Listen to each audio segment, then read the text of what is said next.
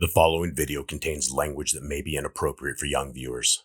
Viewer discretion is strongly advised. Welcome to Behind the Bars, where we bring the unseen and the unheard stories from the depths of the prison system to the forefront. I'm your host, Jason Boss, and together we'll explore the madness, the chaos, and the harsh realities hidden behind the steel doors of prisons worldwide.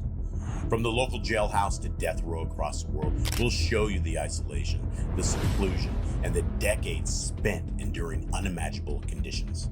These are the stories of survival, struggle, and humanity in places most of us will never see. We're here to shine a light on what society often forgets, the voices of the incarcerated. Each story is real, each voice is authentic, and every moment reveals the raw, unfiltered truth of life behind the bars. Join me for a journey like no other, a journey into the darkness, the truth, and the resilience of the human spirit. This is Behind the Bars, real life, real stories. Today we step into the life of a man who hasn't felt the warmth of a hug since before 1998.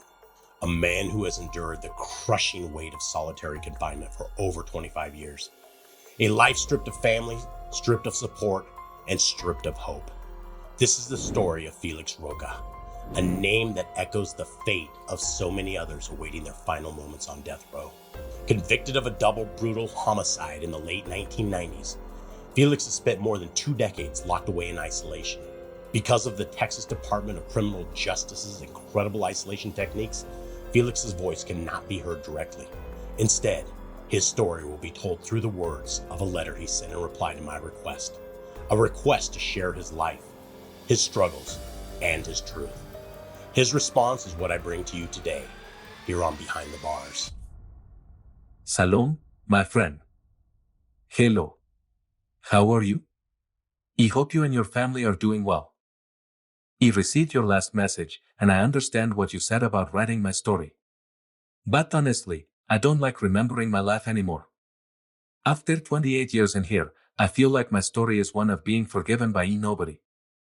It's a story where people think they can fix your life with just prayers and postcards on your birthday.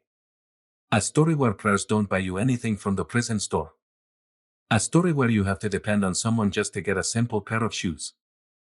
It's a story where your own family turns their back on you because, to them, you're already dead. A story where you feel like nobody can really help you in this situation.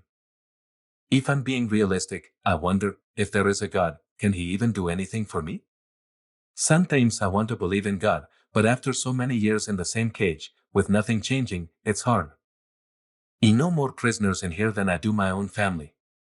And yeah, I get letters from people saying they care and love me, but I know most of the time it's just nice words. They think those words help, but they don't.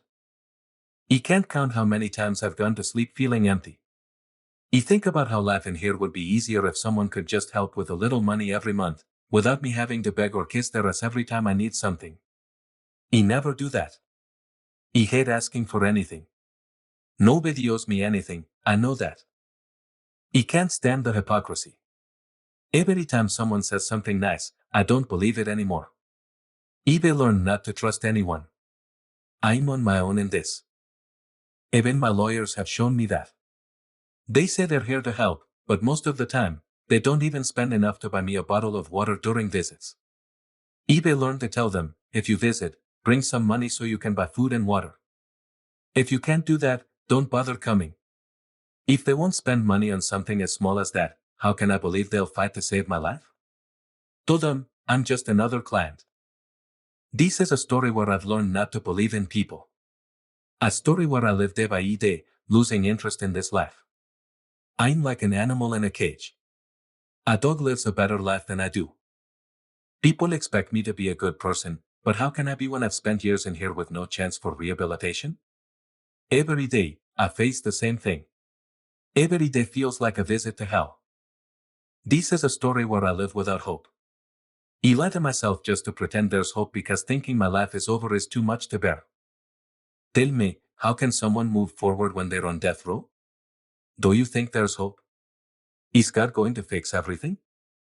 Is God going to give my lawyer the money to do a better job? Because in this life, nothing happens without money. I know people say, bad this, bad that, trying to prepare me for heaven. But I still don't understand this life. How can I focus on heaven or the next life when I don't even understand the one I'm living now? Is there a worse place than this? If hell exists, it can't be much worse. I'm tired now. I'm going to sleep. Smile if you can. Do we care? I don't know.